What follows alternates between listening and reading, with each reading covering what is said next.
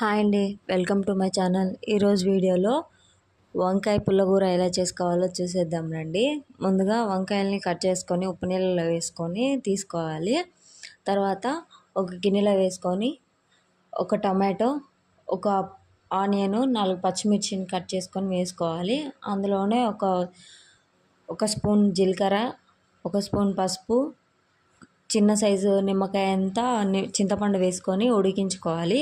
అవి ఉడికిన తర్వాత ఉప్పు వేసుకొని బాగా వెనుపుకోవాలి.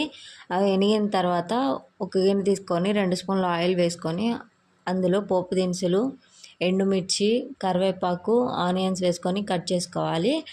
కట్ చేసుకొని వెల్లుల్లి కూడా వేసుకొని వేయించుకోవాలి. అవి వేగిన తర్వాత కొంచెం ఒక స్పూన్ కారం వేసుకొని మనం ఎనిపి పెట్టుకున్న వంకాయ పుల్లగూరను కూడా వేసుకొని ఉప్పు వేసుకొని మగ్గనివ్వాలి.